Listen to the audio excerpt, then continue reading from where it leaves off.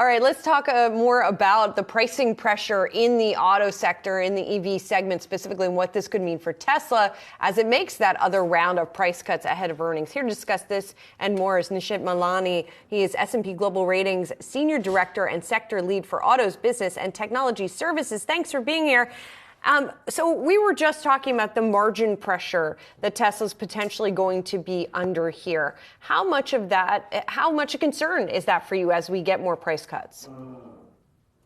Yeah, first of all, thanks for having me. And I would say, yes, we are laser focused on their order backlog and obviously their outlook for margins. So just, I guess, rewind to October last year when we did upgrade the company to investment grade. We had a lot of confidence in their long-term targets for production and efficiency of their manufacturing operations that were growing rapidly, because ultimately that's what drives their strong profit margins and cash flow. So if you fast forward to today, a lot has changed, right? The macro environment is a little choppy. They've announced all these price cuts. There's a lot of competitive pressure, and there is an arms race for battery capacity with a lot of launches planned for the next few quarters, few years. So from with that backdrop, what does it mean for their earnings and outlook? Clearly more pressure on their profit margins, but I'll emphasize that it's because their margins are best in class that they can afford these price cuts.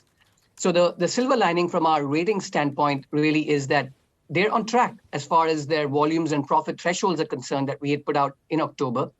And looking at their delivery numbers at the end of Q1, we still expect that they'll probably get to that 2 million unit sales rate by early 24. And we think their EBITDA margins will probably be around 18% this year. That's based on our preliminary views right now. Is Tesla winning the price war? Well, it depends on how you define winning, right? They did lose some market share in 2022.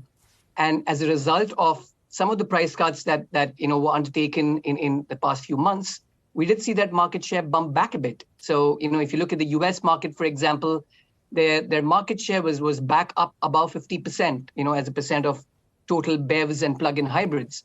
So you could say from that perspective, it is working.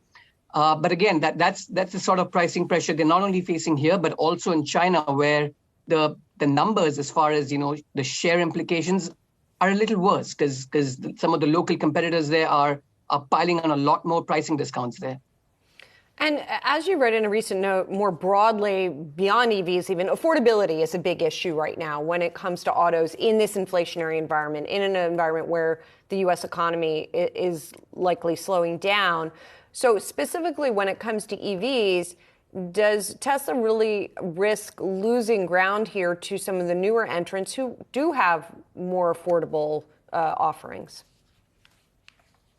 Yeah, look, I'll say for the EV side, when we get the question, is demand weakening, is affordability going to be an issue? I'd say, look, at this point, not really. EVs are still a small part of the market, but the share of that pie is increasing rapidly globally.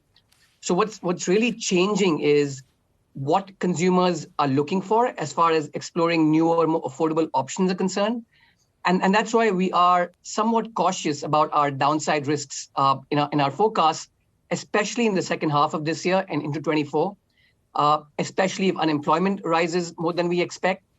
The impact on Tesla, I would say, look, not necessarily a weaker credit signal, because even though, like I said earlier, its market share dropped a bit last year, it's gone up again. So being able to afford these price cuts in a tough macro environment actually supports the credit story. What about for the other automakers? Ford and GM have really talked up their own electric vehicle ambitions, and that's what could really starts to be the lighter under or at least kind of light a match for the rest of the EV landscape, at least growing out the percentage of total vehicle sales alongside some of the regional mandates that are kicking in, whether you look at Asia Pacific or whether you look at some of the U.S.'s own ambitions as well. So how does this net out for the legacy automakers?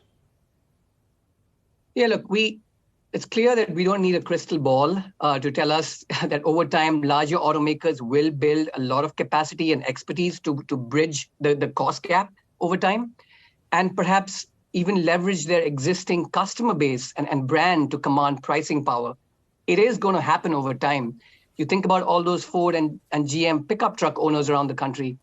The question is, when will it happen? And then is when we'll have to see the real pull for Tesla's brand relative to the legacy brands to see how the broader set of consumers really perceives the technology, the autopilot, the full self-driving technologies, the remotely updatable AI software elements of Tesla. So I think that's when those aspects will become even more critical for the second, third wave of buyers.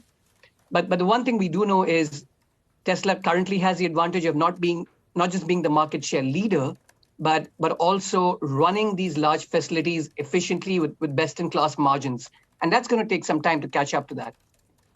I was going to ask you a question about whether or not Optimus, the robot, is going to make that even more efficient, but we'll leave it there for today. Nishit Madlani, who is the S&P Global Ratings Senior Director and Sector Lead. Perhaps we'll take the Optimus humanoid robot conversation over to Twitter. Thanks so much for joining us here today. Thanks for having me. You got it.